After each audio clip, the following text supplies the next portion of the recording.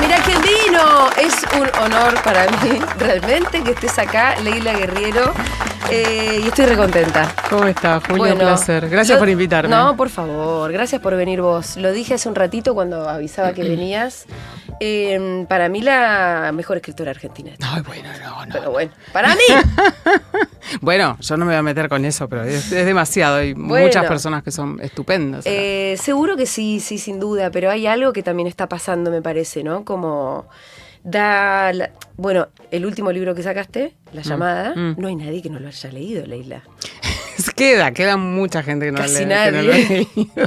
Y generó muchísima conversación. ¿Ya que tiene 1 año y medio más o menos de recorrido? Sí, salió en enero de 2024 en España y en marzo de 2024 acá. Así que sí, más de un año y algunos meses. Nosotras nos cruzamos en una fiesta. Sí. Y charlamos un poquito. Y vos me dijiste, no me había pasado con ningún libro anterior. Y en ese momento dije, ¿en serio? Claro, todavía tenía poco recorrido el libro, entonces me sorprendí un poco. Y ahora ya entiendo, sí. Lo que empezó a pasar fue como muy particular. ¿A qué lo atribuís? No tengo mucha idea. No tengo, bueno, digamos, uno puede hacer algún tipo de, o sea, ni idea, sí, no, pero es muy difícil saber qué es con qué conectó. Sí. Y por otra parte, también si uno lo supiera, quizás caería en la tentación de tratar de repetirlo, claro, ¿no? Tener una fórmula. Claro, decir, bueno, mirá, ahora la gente necesita que yo... El algoritmo. El algoritmo te diría, Leila, los 70s, claro, la crónica, no sé qué cosa, ¿no? Bueno, sí, yo creo que el hecho de que, digamos, es una historia sobre una mujer muy particular, una víctima muy singular, en unos años de la Argentina de los que parece que siempre queda por hablar, ¿no? Y me parece que esta historia es una historia un poco inesperada. Primero porque no es una historia sobre los 70, sino que es una historia es un retrato de una mujer a quien en 3 años de los años 70 le pasaron las peores cosas de su vida y lidia con eso de una manera muy particular. No encaja dentro del cuadro de la usual, digamos, de la víctima, más allá de que yo no hago ninguna valoración. Cada uno que haya pasado por una cosa tan traumática lo lleva como puede, digamos, ¿no? Me imagino que también el hecho de que del género, el hecho de que sea una mujer hablando de cuestiones como,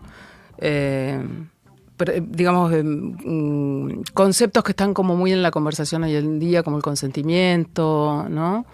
Pero no lo sé. Es un misterio en un punto. No, realmente no lo sé, porque además lo está leyendo, por lo menos por lo que veo, muchísima gente joven. Sí. Bueno, que lean. Leen poco los jóvenes, que lean algo. Sí, qué sé yo, en mi experiencia, la verdad es que cuando voy a ferias y firmo libros y qué sé yo, la mayor parte de los lectores y lectoras son jovencísimos. ¿Sí? Sí. Lo cual me alegra porque quiere decir que tengo clientes jóvenes. tengo clientes para rato. Sí, mira, sí. A mí me siento otra cosa, pero también pasa que todo el mundo te está leyendo. Pero si ves gente joven, está buenísimo. A mí me parece eso, ¿no? Como si el algoritmo te tuviera que decir, te diría, los 70 garpan. Te diría, bueno, sí, una serie de cosas. Pero el algoritmo siempre simplifica, ¿no? Y es más bien boludo. Yo creo que, o por lo menos lo que me pasó a mí, es que hay unos pliegues y unos dobleces y hay dilemas morales y todo eso termina siendo el atractivo, me parece, ¿no? Además de tu pluma, por supuesto, porque también hay una sensación de que vos podrías escribir sobre esta silla y estaría bueno el libro. No, creo que no, pero bueno. Bueno, después hablemos de eso. No, pero sí creo que hay algo de eso que vos decís, que por lo menos es lo que dicen, lo que me dicen los lectores, y tiene que ver con eso, con esa zona de ambigüedades, de contradicciones, sí. de no sé si de distintas versiones, pero sí de distintas versiones o visiones sobre un mismo hecho. Y que hay en eso, como en la exposición, en la abierta exposición de la ambigüedad y de las contradicciones, algo que resulta sumamente desafiante, ¿no? Como cambiar el foco, ver otras cosas. Me parece que también hay algo que no es la primera vez que se hace, pero que sí es un poquito novedoso, que es hablar de los sobrevivientes y ponerlos en otro lugar.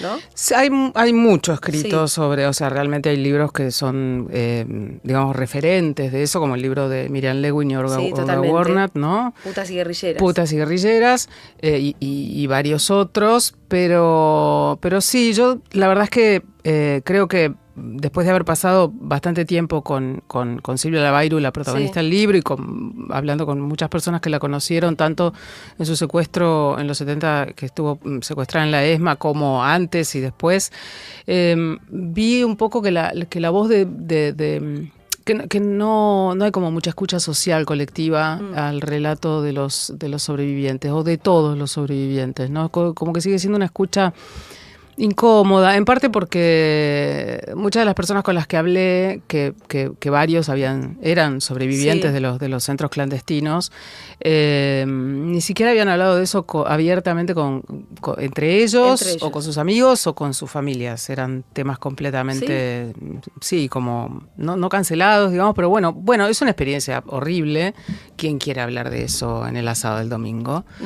Pero también algunos de ellos no lo hacían porque se negaban a la idea de ser etiquetados como víctimas todo el tiempo. Otras personas porque, sentían que iba a estar esta especie de incomprensión o de acusación muda del tipo: algo habrás hecho para sobrevivir, ¿no? Que fue una idea que a mí me sorprendió muchísimo. Me sentí como muy cándida en ese sentido. Y al principio recontrastaba, eso se fue rompiendo de a poquito. Sí, no sé hasta dónde, ¿no? Pero hasta dónde se fue rompiendo, digamos. Bueno, ahí te podría decir que vos buscas bastante el porqué. En realidad el porqué sobrevive, ¿no? Silvia. O me equivoco, me parece que hay un poco esa búsqueda, o vos pensás que no. No, esa fue una pregunta que estuvo completamente ausente de mí. Porque si yo buscara el porqué, por un lado está la absoluta perversión de la arbitrariedad de los milicos, ¿no? O sea, digo, este sí, este no, y este porque nos conviene, digamos, pero yo creo que era eso. No. La pregunta por el por qué no, porque esa sí hubiera sido una pregunta muy estigmatizante. O sea, una posición subjetiva desde la cual entrevistar que hubiera sido muy Entonces, estigmatizante. Tal vez yo me la hacía y la iba leyendo. Bueno, la lectura ya es otra cosa. Por eso, en la lectura en realidad siempre hay un diálogo. Sí, en algún punto. Y además también, esto que te digo, generó tantas conversaciones. Yo estuve en muchas cenas donde se habló del libro. Ay, pobre. Perdón, te voy a pasarme las cuentas después, qué espanto. No, para nada, siempre eran interesantes, pero generó discusiones. Entonces, evidentemente, ese por qué, tal vez vos no lo quisiste hacer, pero, qué sé yo, volvió a surgir. Pero de verdad que en un punto también es la pregunta que combatís. Me estoy contestando ahora. Sí, no sé si la combato. Yo la entrevisté a Silvia sin establecer ningún tipo de juicio moral, pero sí preguntando acerca de cosas que a mí no me cerraban. Preguntando y repreguntando y confrontando con ella, incluso cuando hablaba con una persona que me daba una visión o hasta una versión completamente distinta de la que ella me había dado, confrontando, chequeando de alguna manera la información con ella. Pero la pregunta de por qué sobreviviste, no, yo jamás, porque esa pregunta es una pregunta que tanto a ella como a Marta Álvarez, como a García Romero, como a muchas personas, sobre todo mujeres que salieron de los centros, les hizo un daño tremendo. Totalmente. Y además es una pregunta que no vive en mí. Yo digo, no sé qué pasaría si, uno siempre dice, no, yo si estuviera en el lugar de reaccionaría de tal manera. Tal cosa. Yo siento que tendería más al cobijo sin hacer preguntas si alguien sale de una situación así. Totalmente. Tal vez debería reformularla porque es verdad que justamente el porqué es la estigmatización inmediatamente posterior, que es me parece justamente que lo que rompe el libro, ¿no? Pero no deja de haber como alguna, tal vez un porqué un poquitito más abstracto, si querés, ¿viste? Como una, no echarle la culpa o algún tipo de, no sé, responsabilidad a por qué sobrevivió. De hecho, Poder y desaparición de Pilar Calveiro lo habrás leído también, claro, ¿no? Como la piedra Rosetta, si se quiere. Totalmente. Y obviamente que el planteo es que es la arbitrariedad total lo que puede explicar cualquier cosa, entonces no lo explica. Bueno, pero sí, esto generó un montón de conversaciones y vos sabés que hay gente a la que no le gustó.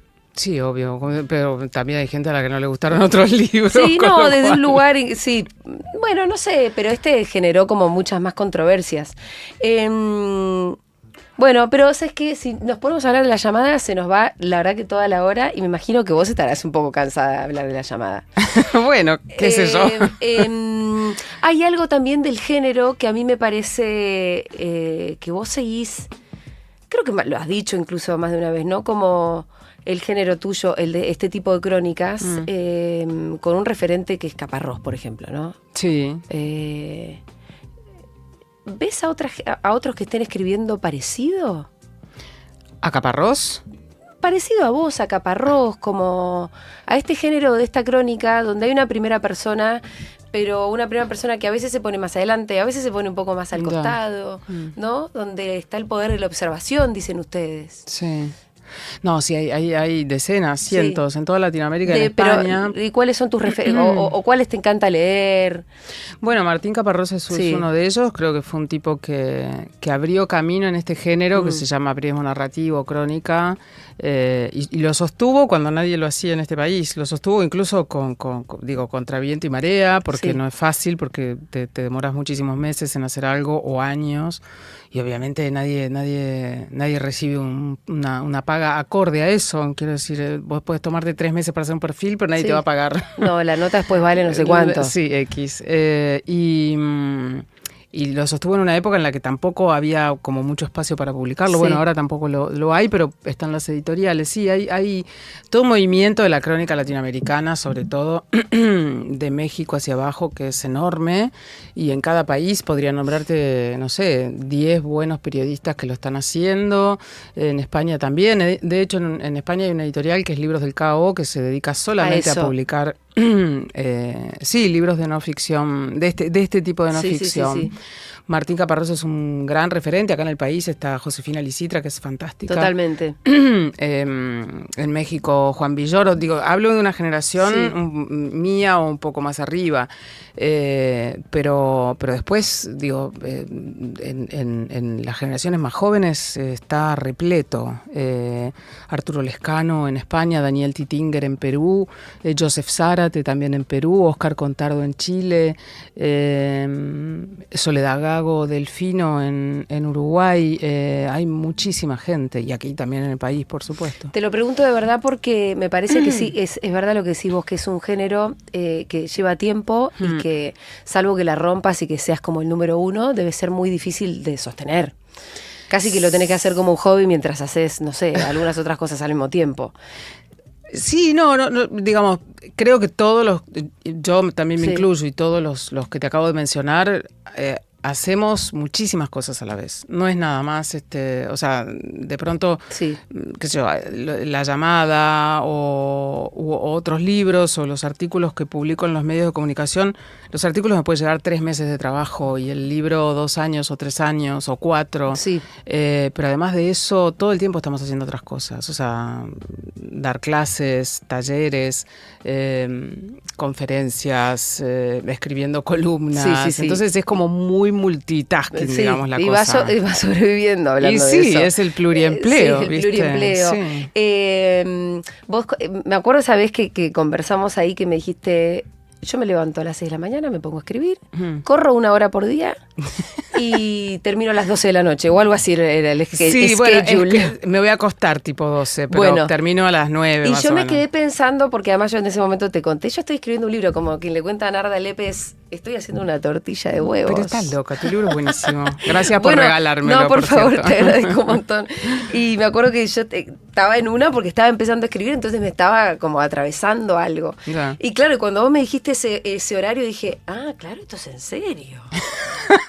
Esto no es joda. ¿Vos qué pensabas? ¿Que era tipo Carrie Bradshaw? Cada tanto me siento un poquito. Y después me di cuenta que si yo quería llegar, yo tenía que usar absolutamente cada minuto que tenía disponible, y realmente me sumergí muchísimo en el trabajo.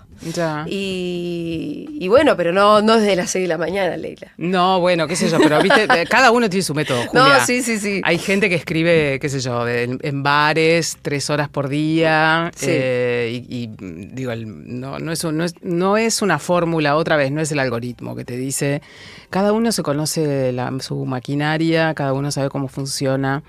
Y con el paso del tiempo lo que vas entendiendo es mejor cómo te funciona la maquinaria, a vos, digamos, pero yo no podría escribir un libro de otra manera, no podría escribir un artículo de otra manera, o sea, no podría escribir una página hoy, después me voy de viaje, vuelvo, escribo otra página, me voy al cine, vuelvo, escribo otro poco. Sí. Necesito concentración y continuidad, eso. Y eso me lo da solo un ritmo, pero no vivo así todo el año, o sea... Es cuando estás metida en un proyecto. Sí, no, si no estaría loca. Bueno, que yo pensé que vivías así. Concentración y continuidad. Sí, cuando escribo sí, necesito eso, como un aislamiento. Viste que uno escribe medio como para salirse de uno y para salirse del mundo. Entonces, hasta que lográs ese estado, pasa un tiempo. No es que te sentaste y el primer día ya estás ahí en esa especie de lugar extraño en el que real vas, sí, como saliendo del tiempo y muy conectada con lo que estás haciendo. A mí me tomo unos días hacer eso. Sabés que a mí me causa como mucha sorpresa, o me parece notable, que vos tenés registros bastante distintos, quiero decir. Por ejemplo, en la llamada, yo no veo mucho tus emociones. Y de hecho me pareció... que también decías cómo Silvia tampoco las pone demasiado sobre la mesa, ¿no? Que ella dice, bueno, yo esto que te voy a contar es tan espantoso que lo cuentas con cierta frialdad y vos le decís anestesia. Ahora, cuando yo leo, qué sé yo, las columnas que están en teoría de la gravedad, uy, boluda, por momentos tengo que decir, basta, esto me está atravesando, esto es mucho. Yeah. Algunas que termino como hasta emocionada, ¿viste? Estoy leyendo bien, es como, vos también lo sentís como distintos registros donde sí. Estás en lugares muy distintos, ¿no? Sí, es que ¿Usás materias diferentes? La materia prima es completamente distinta. En las columnas que mencionás de teoría de la gravedad hay una intención, una búsqueda de provocar, de pulsar algo en un lector que tenga que ver con la emoción. Bueno, lo lográs. El otro día, mira, casi me da un patatús. Ay, pobre, bueno, qué bien. Culpable del patatús de Julia Mengolini. No, además de las cenas te va a tener que pagar el seguro médico. La verdad es que voy a ser yo la que tiene que regularse un poco. No, pero de verdad estuve... Nada, yo ya lo había leído, pero como venías, agarré... Y me voy a gustar que me lo firmes, si querés. Dale, con placer. Y terminé como, realmente, como mucha profundidad, realmente. No, bueno, en ese libro particularmente se reúnen las columnas que hablan específicamente de lo que yo diría, qué sé yo, no sé, la gravedad del hecho de estar vivos, digamos. Entonces todas tienen, yo también escribo columnas, no sé, sobre la actualidad, sobre la política, sobre la economía, sobre, no sé, cuestiones sociales de América Latina. Pero en ese libro no están todas esas columnas. No. Solo están aquellas que refieren a un paisaje humano relacionado con cosas muy universales, el amor, la pena, la muerte, los duelos, etcétera, etcétera. Entonces hay una búsqueda de pulsar y de utilizar el lenguaje de una manera mucho más, más intensa. Si yo usara eso para escribir ese estilo, digamos, para escribir todo un libro... Y viste, sería como agotador para empezar. Agotador para mí, para los pobres lectores. Así todo, debe haber gente que piensa que lo que hago es una porquería todo el tiempo. Bueno, siempre hay gente que piensa que... No, pero está bien, o sea, me parece que es algo...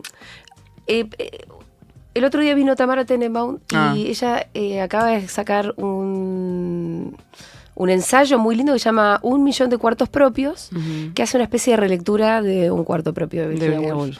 Y entonces ella retoma esto que ya de lo que hablaba Virginia, que a ella le parecía mal escribir con resentimiento.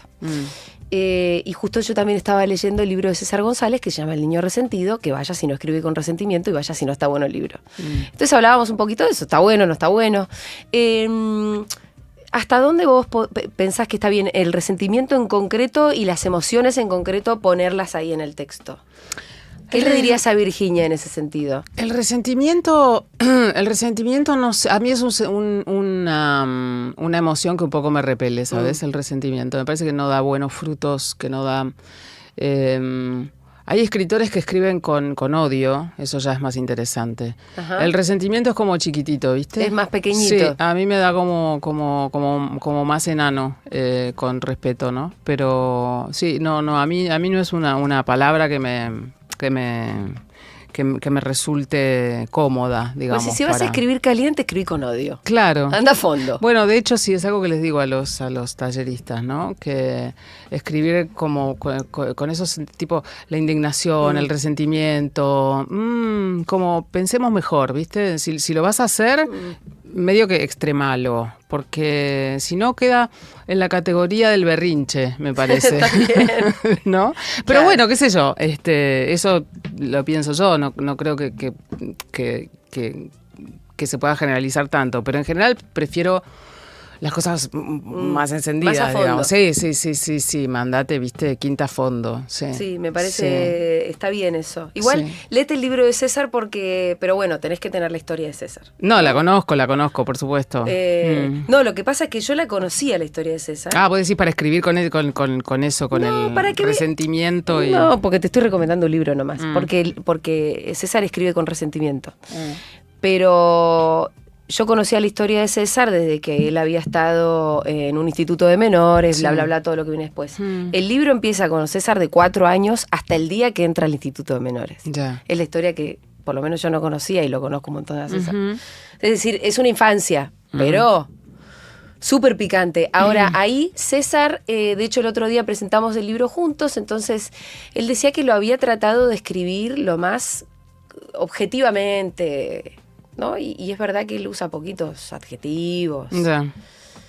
Y es recontra impresionante porque la historia juega a su favor del todo. Ahora, yo siento que esto que te decía hace un rato, siento que vos podrías escribir esta silla y que podría estar bueno el texto. Vos me decís, bueno, no para tanto. No. Hay veces te aseguro que no. Bueno, hay veces que escribís de una cosa muy chiquitita y es hermoso, y hay veces que la historia juega a tu favor. Pongámosle una historia sencilla. Sí. Vos fuiste a escribir sobre una fiesta de Malambo y te concentraste en un personaje que era Rodolfo. Rodolfo jugó a tu favor en un punto. ¿Qué pasa si no ganaba? ¿Tenías libro o no tenías libro? O igual era otro libro. ¿O tenías que ir un año más?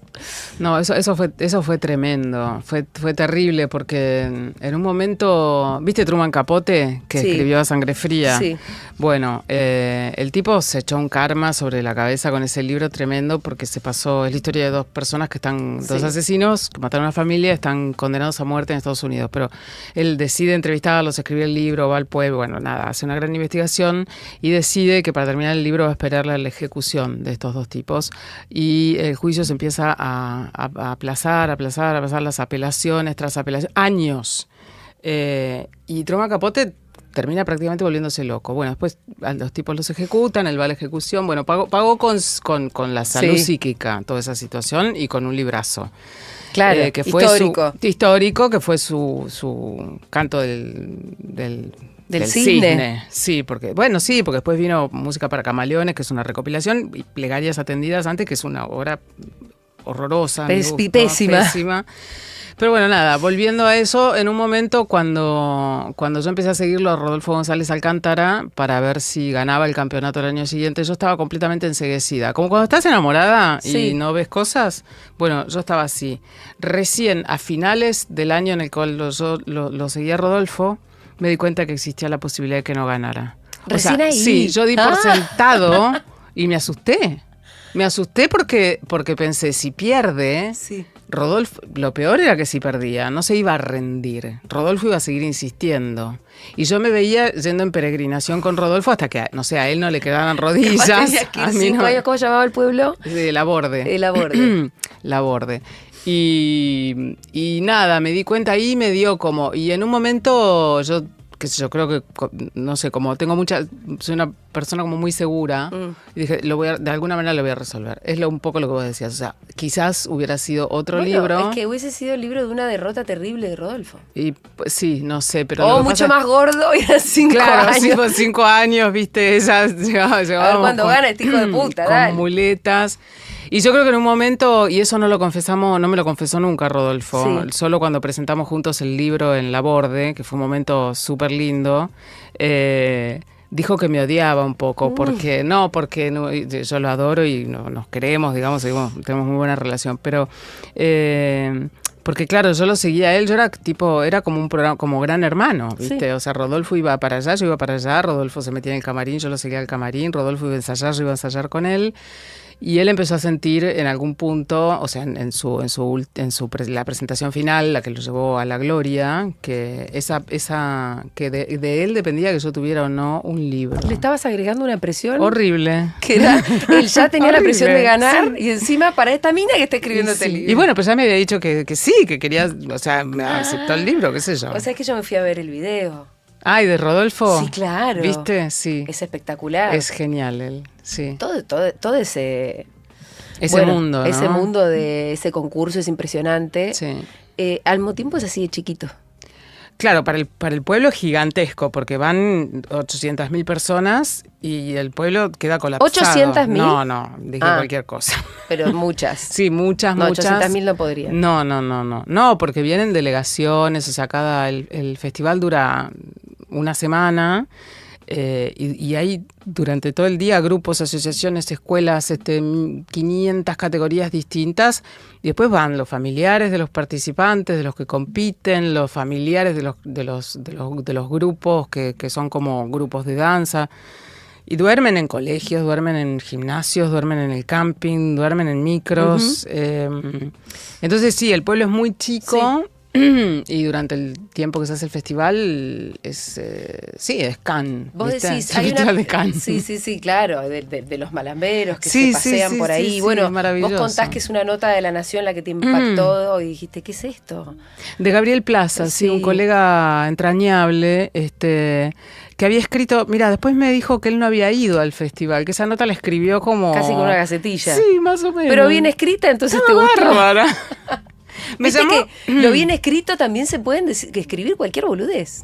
Sí, viste, bueno, mirá lo que produjo estas 3 columnas que había escrito Gabriel Plaza sin siquiera haber ido, un libro, digamos, claro. ¿No? Entonces sí, y el título decía, los atletas del folclore se preparan para competir. Sí. Y yo dije, ¿qué onda? ¿Atletas del folclore? Es como decir, los atletas de la poesía se preparan para luchar. Es eso lo que a vos te generó una cosa.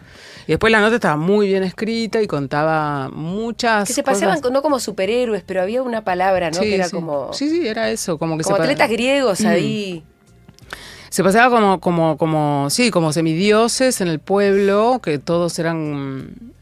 Una vez que eras campeón, nunca perdías el título de campeón. No existe el título de ex campeón de la Borde. Son todos campeones. Se saludan entre ellos como campeón. Y te tenés que retirar de la competencia. Y te tenés que retirar de la competencia. No puedes competir en... Nunca más. Puedes bailar, puedes hacer cosas, pero no puedes competir en otro festival. Sí. Hay algo que a vos siempre se te pregunta, y creo que te rompe las bolas la pregunta, así que la voy a tratar de reformular. La pregunta típica, que es ¿cómo elegís las historias? ¿No? Es decir, no sé, o siempre contestás alguna cosa es como... que no sé, sí.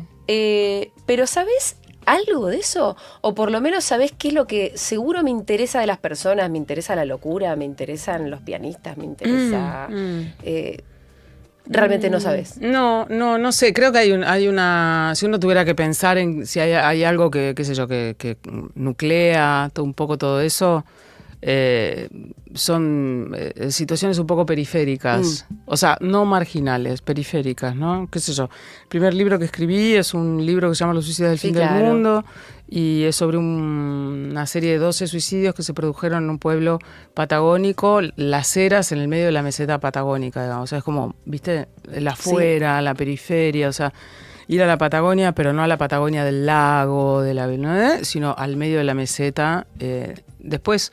Y das cuenta vos ahí también de esa periferia, porque uno te imagina, estás entrando y el viento ese de mierda. Sí, fue una... Aparte coincidía, para mí ese pueblo era como el Aleph, de la condensación de todos de todos los males de la época menemista, ¿viste? La privatización, el desempleo, capitalismo salvaje, así como, no sé, como la industria extractivista, todo eso. Después, si pensás, qué sé yo, lo de Laborde. Laborde no es Cosquín, es un festival completamente periférico. Silvia Lavairo, la protagonista de La Llamada, no es una víctima que esté en el centro de la mirada. Es una víctima, era de las famosas, de hecho. No, bueno, sí, famosas, a ver, es un poco fuerte decir famosas, pero sí, no es de las víctimas de las más conocidas, digamos. Opus Gelber es un libro, un retrato sobre el pianista Bruno Gelber. Sí. No es Marta Argerich, no es Barenboim, es Gelber. Son los tres de la misma generación, se conocen. Él estudió junto con Marta Argerich, mismo profesor, pero ninguno de los otros dos. Él, digamos, ¿no? Algo de la periferia. Sí, finalmente. Me parece. Sí. Hay algo ahí que me llama la atención, por lo menos en los libros. Ahora, si pienso en los artículos que escribí, ahí la variedad es infinita, porque hay desde asesinas famosas, ahí sí, como Gilla Murano, ponele, hasta, situaciones sumamente marginales, como los 3 meses que me pasé yendo a Dock Sud o a la Isla Maciel para contar la situación de contaminación o la situación cuasi prostibularia en otro sitio. Entonces, viste, entrevistas con escritores, con poetas, con fotógrafos, es como mucho más variado. ¿Estás escribiendo ahora? Estoy, sí, siempre. Si no escribo... No, me muero. Sí, me deprimo.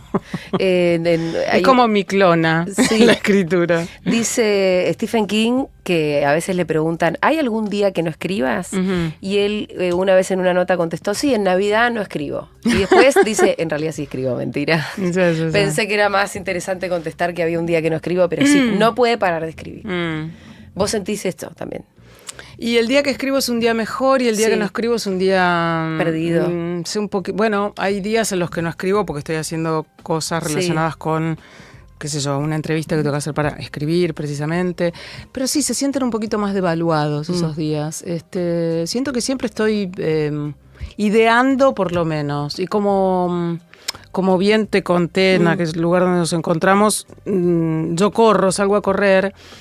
Y esa hora en la que corro es una hora en la que no me gusta salir con la cabeza vacía. O sea, no, cuando correr es solo el cuerpo, aguantar una hora corriendo me aburro mucho, lo paso mal. Entonces siempre salgo como con alguna idea en la cabeza, rumiando. Y eso es escribir también. O sea, para mí no hace falta estar sentada en la... Por supuesto, después todo lo que pienso lo tengo que bajar, ¿no? Porque no, si queda ahí, es como queda en la nube. Estás escribiendo en tu cabeza, puede ser esto, lo otro. Pescando todo el tiempo. Sí. Vos das talleres además también. Sí. ¿Enseñás? Sí, bueno, sí. ¿Qué se puede enseñar? Yo creo que se puede transmitir el entusiasmo. Ajá. Creo que se puede trabajar con el estilo de alguien que ya tenga una voz para decirle más bien por dónde no es que por dónde sí es, digamos. No creo que uno sea un domesticador de fieras salvajes. Creo que al contrario, me parece que al frente de un taller uno funciona como una especie de editora, ¿viste? Diciendo más bien por dónde no es... Y tratando que esos animales salvajes que son los otros autores y las otras autoras aprendan a manejar ese salvajismo sin domesticarlo. Pero si no tienen talento, el talento no se enseña. No.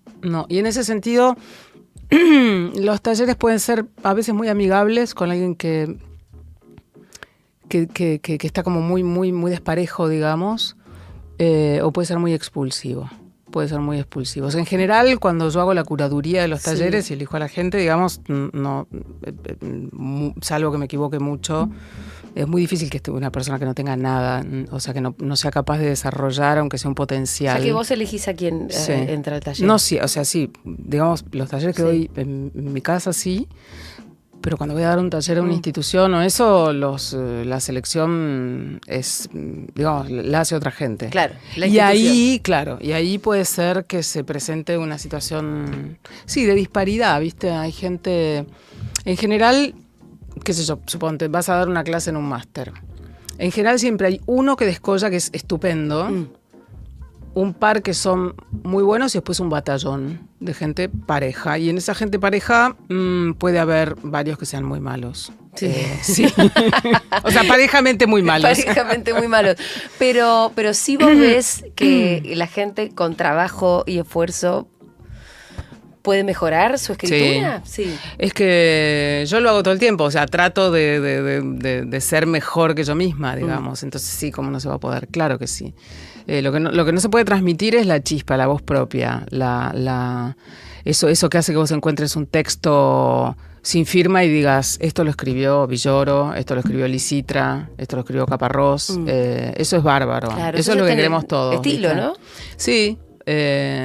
Y sí, eso, la única manera de lograr eso es leer mucho, encontrarte alguna vez en la vida con un gran editor, ojalá con 2 o 3 buenos editores que te marquen precisamente con amorosidad y sin maltrato por dónde es, porque también está eso, ¿no? El maltrato en el sí, sí. en el rubro editores, Me imagino. Sí. O sea que a mí nunca me pasó, la verdad es que sí. nunca. Te voy a hacer una confesión. A ver. Yo estaba buscando editor para mi libro. Ajá. Y Fede me dice que sea Leila Guerrero. Te tiene que quedar perfecto. Y yo dije, ni pedo, me muero de susto. ¿Por qué? Porque pensé. ¿Pero qué es lo que andan diciendo de mí no, por ahí? No, porque nadie diga nada de vos. Te voy a decir por qué.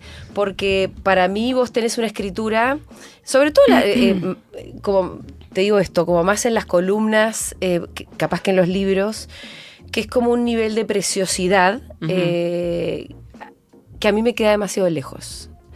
Entonces, no sé, qué sé yo, sentía que Fabián Casas me quedaba un poco más cerca. Ya. Que escribe como los dioses. Sí, es estupendo. Pero hay algo como que lo hace parecer fácil. Sí, pero ¿viste? es mentira. Es un poco mentira, pero lo hace parecer fácil. Pasa con Nora Ephron también. Hay algo que, Tal mirá, cual. vos podés jugar así. Sí. Y bueno, nada, en realidad le tiré a Fabián, le digo, dime qué te parece esto. Y como él se entusiasmó un montón, y me gustó porque usaste la palabra entusiasmo, Ya. dije, yo lo que necesito es esto también, alguien que se entusiasme. Ajá. Bueno, nada, y fue un editor bárbaro porque le iba gustando todo, básicamente, y lo que hacía a veces era tachar un párrafo entero. Mira. O sea, no me corregía mucho el estilo, sino que me decía, acá te está dando manija al pedo. Bum. Ya. O me decía cosas como, describí a este personaje, animate a, por ejemplo, describir algo. Uh-huh. Y eso era como más de, no sé, literatura, ponele, describir una persona. Uh-huh. Más que hablar de ideas. Uh-huh. Y eso Fabián me obligaba a hacerlo y era lo que más me costaba y terminó quedando un poco más lindo el texto en general con ese tipo de consejos. Sí, no solo más lindo, sino más interesante Sí, y también... más profundo. Con más... Sí, y digamos, cuando el texto está como muy, muy, muy seco, Sí. sin dinamismo, sin escenas, capaz tenés un montón de cosas súper interesantes para decir, pero termina siendo, digamos, como que el vehículo para que llegue no es lo suficientemente eficaz, ¿no? Entonces, no se trata como de adornar. Yo creo que Fabián es un tipo, es un lector impresionante. Es una persona no solo talentosa en su escritura, sino inteligentísima y tiene una capacidad de lectura de rayos X realmente. Y un editor tiene que tener eso, creo yo, rayos X, no una buena prosa. No necesariamente los buenos editores son buenos escritores. Buenos escritores, totalmente. No, y yo te diría, en ese sentido, yo creo que soy como muy escindida. No, cuando edito a alguien, no estoy pensando para nada en cómo yo hubiera hecho como eso. vos No. lo hubieras escrito. O sea, estoy pensando en cómo hago que el estilo, que la cabeza, que las ideas de esta autora o de este autor brillen más. ¿Es necesario que brillen más o tienen el brillo justo? ¿Se entiende lo que quiere decir? ¿Está al máximo de su potencial o se le puede pedir todavía más? Eso es lo que tenés que mirar como editora. No pensar y acá yo lo hubiera hecho distinto. ¿Vos te gusta ser editora? ¿Te gusta Sí. ese laburo? Sí, me encanta. Capaz si algún día me animo a hacer un segundo libro. Capaz me animo con vos. No sé, no creo. No, es un trabajo muy lindo y es un trabajo que si sale bien tiene que quedar completamente oculto. Es lo contrario de lo que yo hago con la escritura. O sea, digo, yo jamás publicaría un texto sin mi firma, en parte porque me quiero hacer cargo de lo que digo. Sí. Porque soy responsable, digamos, de eso también. Pero también porque me interesa que se sepa que lo hice yo, porque todos los que hacemos algo, digamos, así, hay una parte de ego que se juega naturalmente, ¿no? Pero el trabajo de editor es un trabajo que tiene que quedar oculto. O sea, si lo haces bien, tenés como que ser una especie de fantasma, fantasmita bueno, tipo Casper, ¿viste? No, imagínate desaparecer. Se nota que lo editó Leila Guerriero, porque escribe como Leila Guerriero, pero no es. Bueno. Me muero, claro. Eso me parecería un horror. Totalmente, ¿no? Sería como... No, y por eso también en los talleres, digamos, se trata como de potenciar el estilo del otro, de no... Hay participantes que realmente tienen unas voces singularísimas y te diría que si uno los juzga desde el punto de vista de la corrección léxica o sintáctica, hasta hay una incorrección ahí. Pero yo no aplaco eso, al contrario. Bueno, salvo cuando realmente es una barrabasa. Sí, cuando está horrible algo tenés que... No, claro. Digo, primero aprendamos a poner sujeto, verbo y predicado. Pero a mí esas como esas fallas adrede con el uso del lenguaje me parece manoseo, ese toqueteo me encanta. Es como... ¿viste ¿Qué sería eso? Mira, qué sé yo, no sé. Te voy a mencionar una autora que a mí me fascina, que es Camila Fabri. Uh-huh. Ella hace una utilización del me encantaría poder citarte algo, digamos, con una frase concreta de Camila. Pero si vos entrás, por ejemplo, en su último libro, La Reina del Baile, que es un libro fabuloso, Camila hace una apropiación del idioma español que es, para mí es muy estimulante. Es como si agarrara el idioma, lo pusiera dentro de una coctelera y después, con un criterio completamente arbitrario, dispusiera... Es una mezcla, es como, de pronto habla como si fuera una tía soltera de los años 60 y de golpe es una chica punk del siglo XXVIII. Es muy interesante lo que hace. Entonces, si vos lo lees eso desde el punto de vista de la sintaxis tradicional, la gramática tradicional, decís, bueno, acá no tendría que estar este adverbio, pero ¿cómo no va a poner un artículo entre esta palabra y esta otra? Y sin embargo... Funciona. Sí, es un choque de fuerzas. Sí. O sea, te metes en el libro y lo que sentís es que estás siendo atropellada por la fuerza, la potencia del lenguaje, ¿no? Le habías dicho, te escuché en una entrevista con Fabián en Picnic Extraterrestre, sí, que estabas escribiendo un libro ahora. Sí. Y que es la primera vez que desde el minuto cero sabías que era un libro. Sí. Y me interesó un montón esto, me intrigó mucho. Pero no vas a contar de qué es el libro. No. ¿Me podés dar la pista de qué es lo que a vos decís? Ah, no, sí, yo ya sé que esto es un libro. ¿Qué me podés decir de eso? Bueno, no. ¿O cuál es el momento en el que vos sabés que es un libro? En este caso lo supe desde el principio, pero fue la única vez. Yo se ve que me tengo que contar a mí misma la historia de que va a ser un artículo. Todos los libros anteriores fueron eso, como que fui a Las Heras pensando que iba a ser un artículo para Rolling Stone. Fui a La Borde pensando que iba a ser un artículo para, la Rolling o Gato Pardo, o qué sé yo. Fui a entrevistar a Bruno Gelber pensando que iba a ser un artículo para el Mercurio de Chile, literalmente. Fui a entrevistar a Silvia Lavairu pensando que iba a ser un artículo para El País.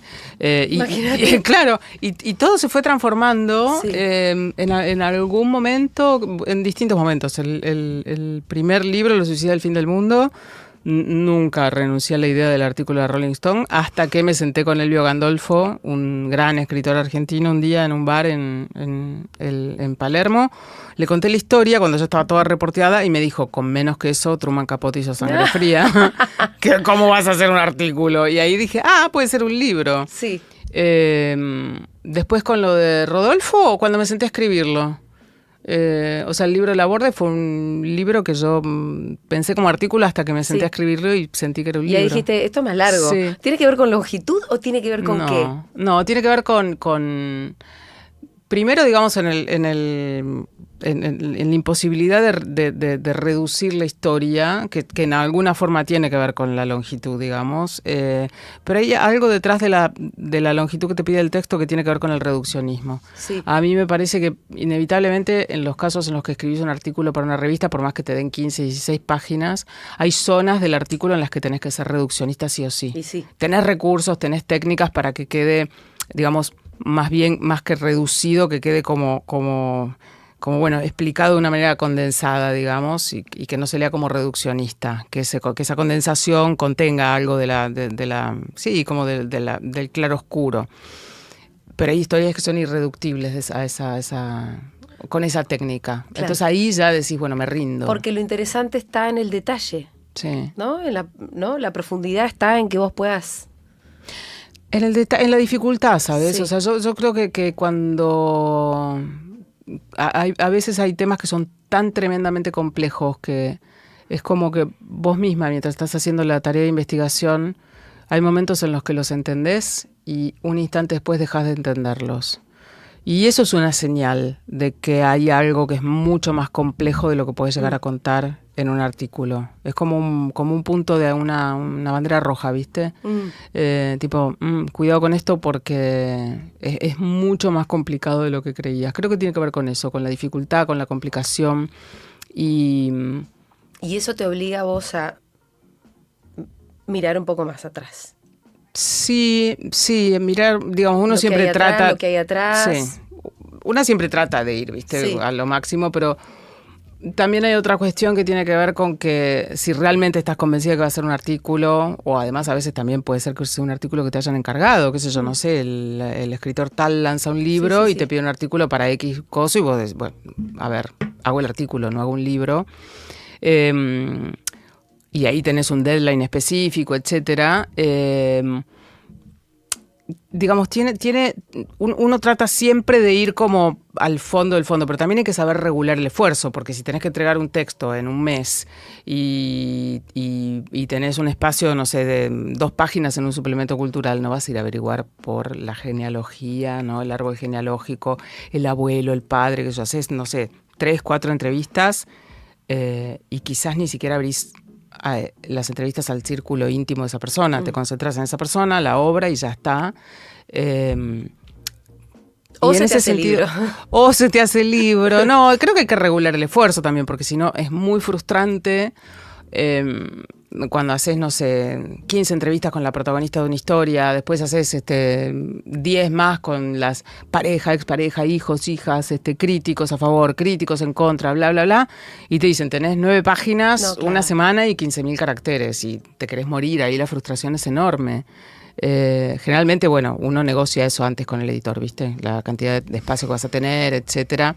Pero a veces hay sorpresas de último momento. Entran 15 avisos de no sé qué y fuiste. Quizás tenés espacio para una versión larga en la web, pero en el papel termina saliendo completamente... Una cosita. Ay, sí, jibarizado. Oh, te habrá pasado. Sí, pasa. Nunca deja de pasar eso. ¿Y lo jibarizás vos o el editor? Sí, no. Ah, no te van a meter una tijera a vos. No, creo que o sea, el editor me parece que agradece que sea una la que se hace cargo. No, mandame no es que... 5.000 no 15.000. No, bueno, tanto no. Pero sí te pueden pedir que cortes bastante, sí.